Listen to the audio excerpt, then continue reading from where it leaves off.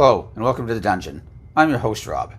In today's video, I was originally going to talk about my Christmas gift, the new Dragonlance Shadow of the Dragon Queen. However, most of this book is actually like a campaign in the world of Krynn, which is fine, by the way. I like that idea. But I kind of thought I wanted to talk about it after I've had a chance to run the campaign, either as a DM or as a player, either one, right? But to experience the campaign, and then I could really talk about more. So if people really care that much, I could give my thoughts on like the background, the new feats and subclasses and stuff like that, which I probably will anyways. But I kind of wanted a chance to, play through the adventure and see what I thought of it, right? And I've always kind of liked the world of Krynn, so, I was kind of excited about this. Plus, Lord Soth is pretty awesome. He's definitely one of the coolest villains in the D&D, hierarchy of villains, I guess we could say. Anyways, so what are we actually going to talk about in this video? And that is going to be a Druid Monk multiclass. I'm actually going to do a follow-up video where we're going to look at a different Monk Druid multiclass build. That'll probably be the next video. This one's going to be mostly focused on Circle of the Moon Druid. We're going to be adding a bit of Monk, but not a lot. Probably even just one level would be my preferred method, to be honest.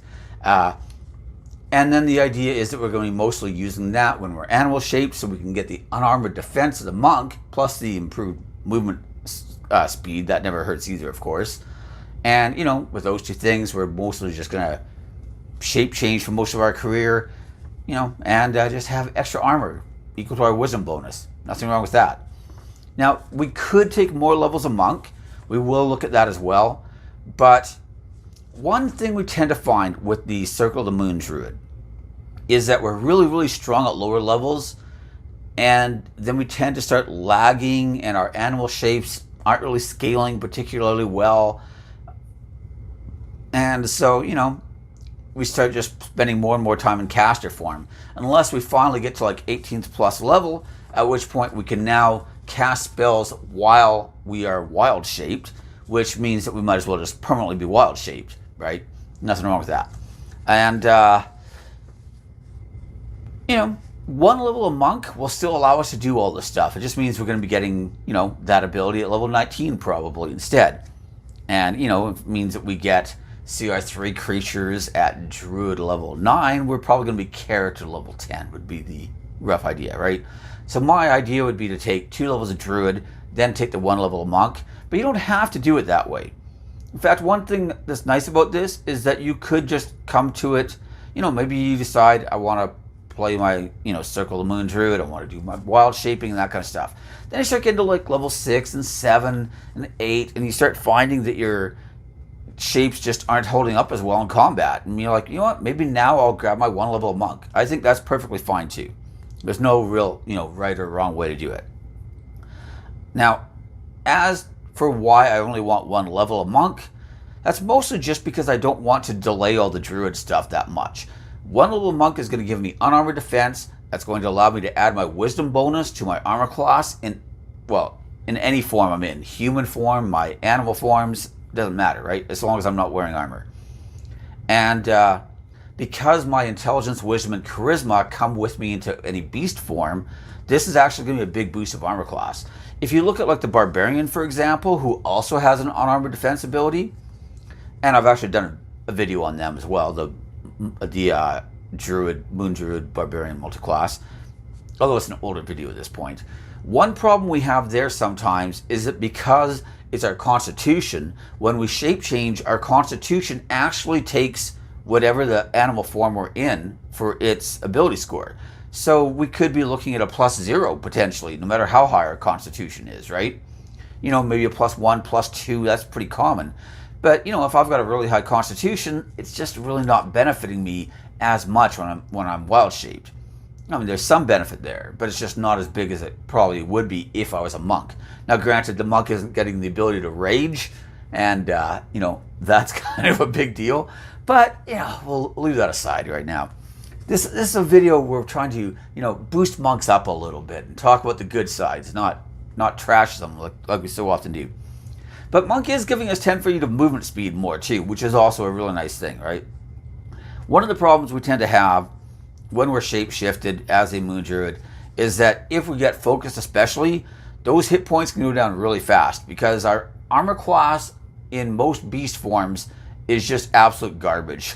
It's terrible. You're lucky if a 14 is like on the high side usually, right? So we just tend to get hit a lot, you know? And being able to add our wisdom bonus, like let's assume a +3, but maybe even a +5 eventually, right? To every wild shape we're in, that's a huge bonus.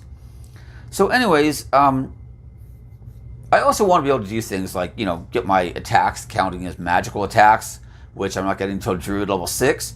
And, you know, I kind of want to do that fairly quickly too, right?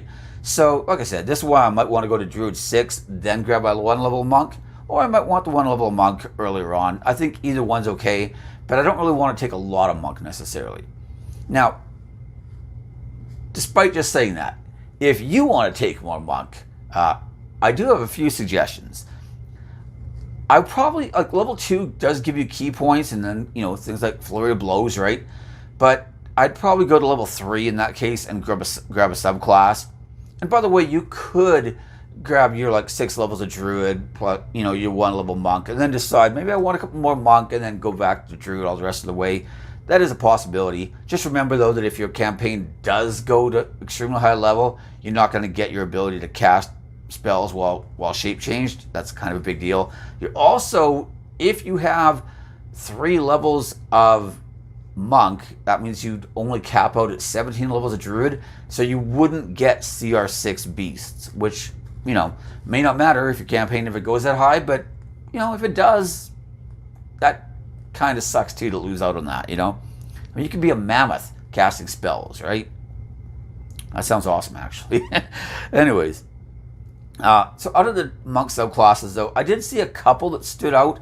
Oh, by the way, I should point out, the next video when we're also going to be looking at Monk Druid, it's going to be different subclasses. We're not going to be using Wild Shape. We're going to be, you know, using a different Druid, different Monks, right? Just to let people know, you know, it's not going to be the same video twice, basically, right? Anyways, there are 2 I kind of liked. The first one was the Way of Long Death, believe it or not, from Sword Coast Adventurer's Guide. I don't know if I've ever recommended a subclass from the Sword Coast Adventurer's Guide, but, you know, first time for everything. I guess there was the Blade Singer originally before it got redone, because even before it got redone, it was pretty decent, so I shouldn't say that. The Way of Long Death can give us temporary hit points, which is pretty nice, especially because, unlike, say, Polymorph, right? Like, if you get polymorphed into a beast, for example, you have the temporary hit points equal to the beast's hit points. But a Druid does not. A Druid actually has like separate hit point boxes, essentially. You now have like box A, which is your animal form, and that goes on top of box B, which is your Druid form. And then if you take too many, it spills over into your Druid form, right? But the thing that's important about that is because we're getting those hit points, but they're not temporary hit points. They're just a different block of hit points.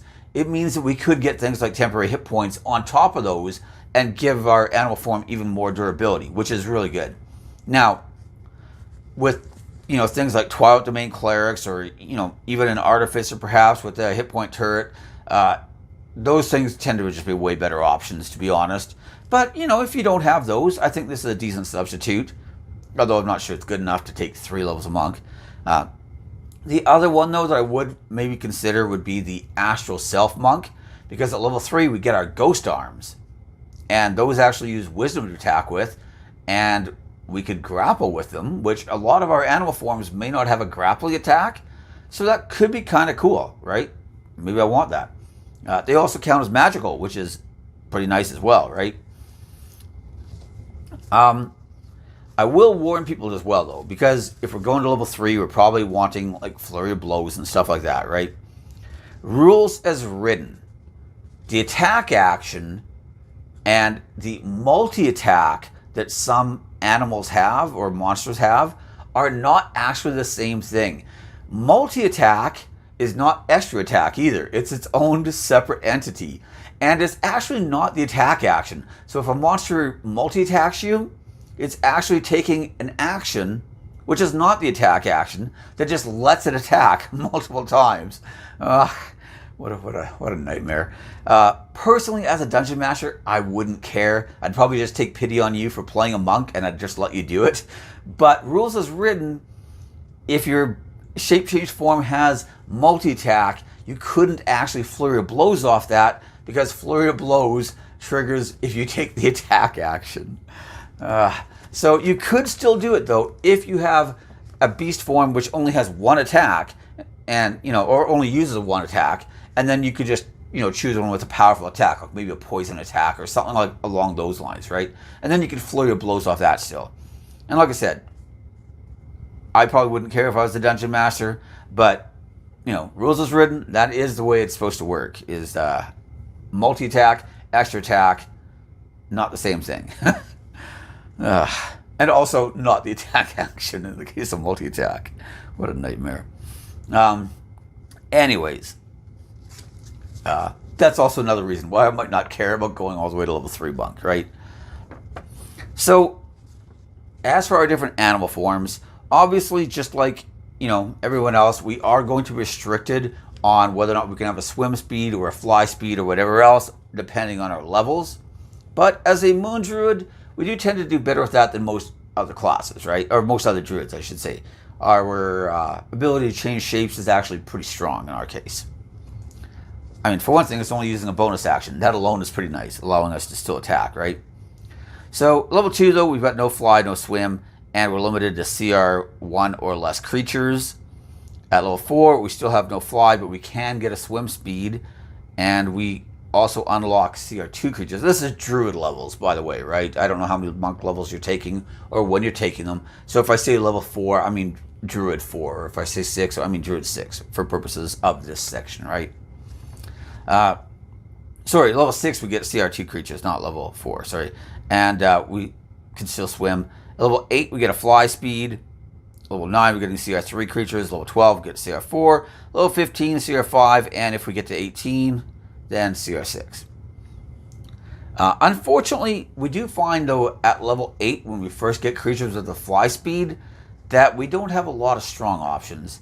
But, at least not in the Masha manual, right? If you're using things like Out of the Abyss has some pretty good beasts, I noticed. If you're like me and you use a lot of third-party Monster Manual type stuff, then you might have some good options there.